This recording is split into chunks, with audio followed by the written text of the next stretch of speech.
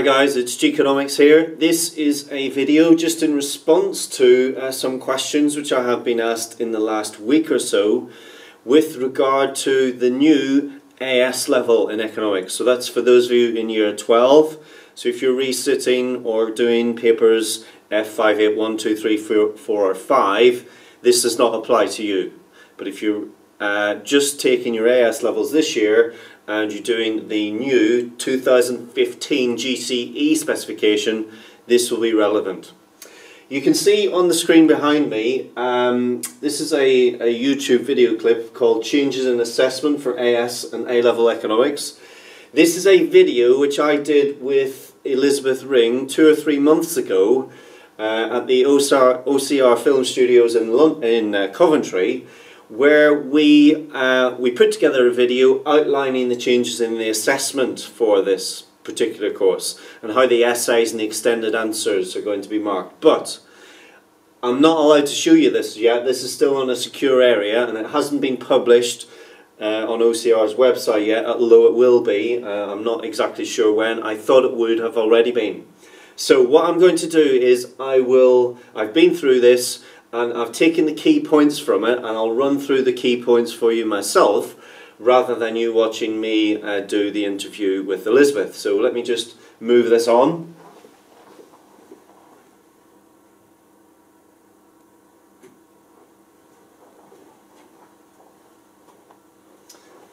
Okay, so this is what I'm talking about, ladies and gentlemen. So this is the AS GCE Economics Changes in Assessment. And this is for the 2016 exam series, and of course you'll all be doing your exam, your micro, isn't it, 2 weeks tomorrow, so not long at all. So first thing to say is that there's been a simplification, I would say, across the board in the specification. So the directive words now are much simpler and there are fewer of them. So generally the only directive words that you'll find in the specification and also on your exam paper will either be draw, calculate, I've talked about the importance of bringing a calculator with you to the exam, explain, and finally evaluate. Now when it says evaluate, wherever it says evaluate, you need to read that as discuss. And generally speaking, that means that you need to do a two-sided argument on the one hand, on the other hand. But the important thing to note about this is anywhere that you see the word evaluate in the specification, this assumes that you have basic knowledge and understanding of the concept. This means that you can apply the concept. This means that you can draw diagrams for the concept. And this means that you can analyze the concept. So very important that it assumes all of those underpinning points as I've just explained. Okay, now the next and probably the most important thing for you with regard to the extended answer questions and the essay question. That assessment is no longer based upon the ladder principle. Very, very important, ladies and gentlemen, and let me just show you what I mean by that. In the past, and probably when you've completed your GCSE exams, regardless of subject really, you might be familiar with this ladder principle whereby you're assessed on a levels basis, moving from the lower end, level 1, level 2, level 3, and then up to the highest level, which was level 4. And you'll be familiar with the notion that level 1 was knowledge and understanding, level 2 was application, level 3 was analysis, and level 4 was evaluation. Now in the past, it has not been possible to access the higher level marks in level 4, so generally speaking those would have been the sort of, on the previous specification they would be 13 to 18 marks out of 18. You couldn't access those marks unless the analysis was pretty tip-top really.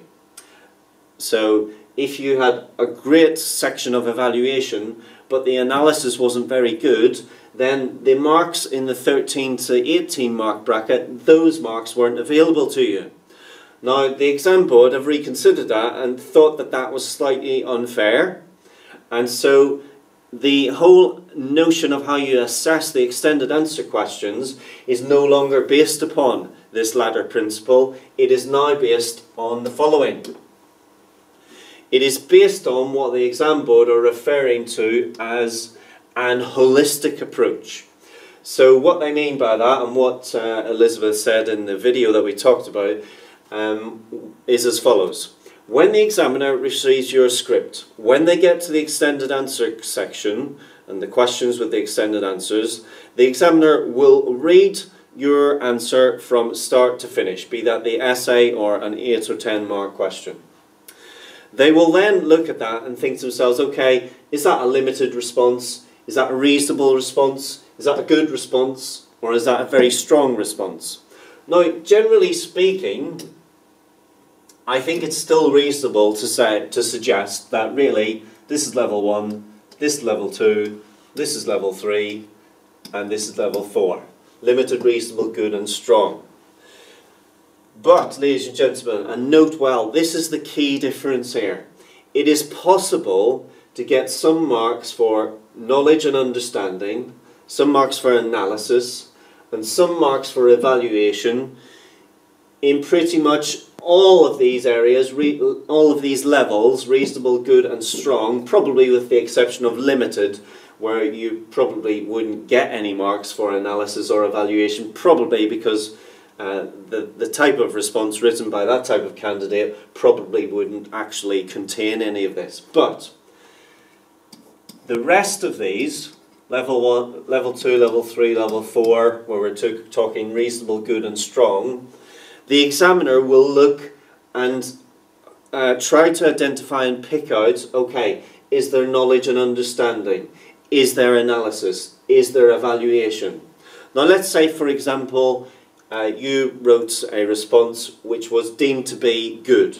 So you had good knowledge and understanding and good analysis, but your evaluation was a little bit limited.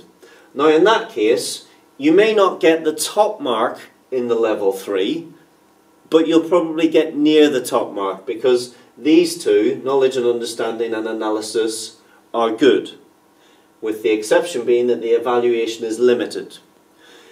In the strong section, generally speaking, you would anticipate that you would have good knowledge and understanding. It is in the mark schemes, and when I discussed this with Elizabeth, you know, knowledge and understanding just gets good, it doesn't really get strong.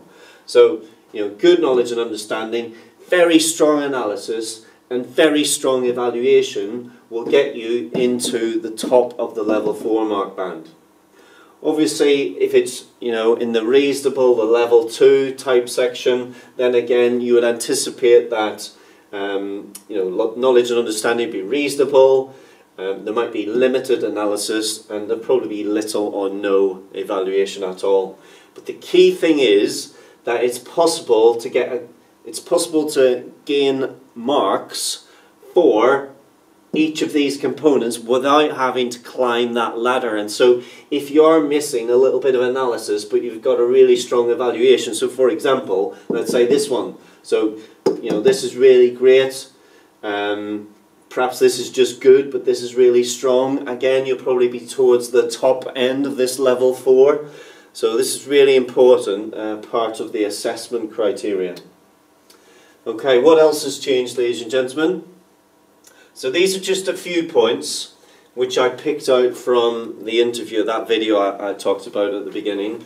So again, with regard to the essays, extended answer questions, remember it's quality, not quantity. You do not have to write reams and reams. Be succinct, be precise. One which I talk about all the time, but you know, make sure that you do answer the question that's being asked. Don't go into the exam with a few questions in your mind and you think, okay, if I see these keywords, this is going to be my answer and I'll spew this out. Make sure you tailor it to the exam.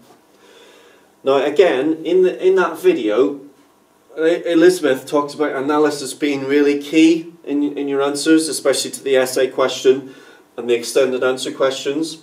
Your analysis must be accurate, it must be clear, and it must be explained in the utmost detail. So if you are drawing an ADAS diagram, let's say for example, make it, you know, go to the nth degree. Why does AD shift to the right?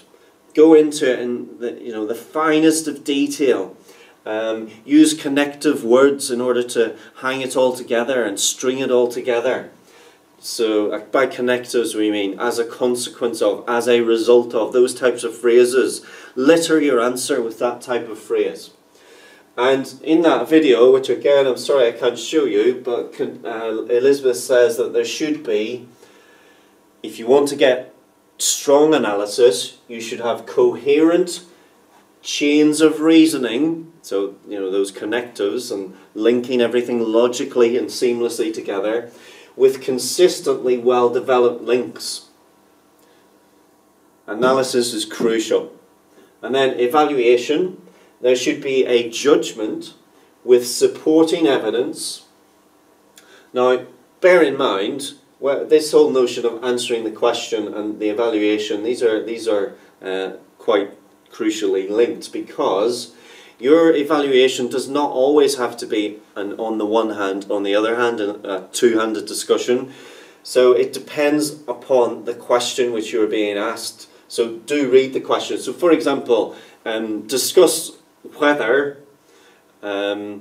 introducing a well, I think there's an example, isn't there, in one of the specimen papers with regard to whether or not a fat tax would be an effective method of reducing consumption of sugary foods. Well, that does not necessarily have to have a two-sided discussion, because you can outline and explain in your analysis all the reasons why it would. But then in your evaluation you can say, okay, but there are some limitations to this, talk about the price elasticity of demand, etc., etc. And so you wouldn't necessarily need to have a two-sided discussion where you would go into other policy measures which might be appropriate to use as well. And then finally, I want to raise the A-star grades that I'm getting, and so in that video I asked Elizabeth what separates the A grades from the A-star grades. And Elizabeth said, extra knowledge gained from wider reading which you can usually incorporate into the evaluation. So this is why, ladies and gentlemen, it's so important to read around this subject. Read The Economist, read the Sunday Times, watch the news, and so on and so forth. Bring in these extra things, and that really will make the difference between the level 4 mid-range and the level 4 top of the range. So I hope you found that reasonable. I hope you found that very strong, actually, ladies and gentlemen. And I hope you found this useful. Keep subscribing, keep watching. Any questions, do get in touch with me and I'll do my utmost to get back.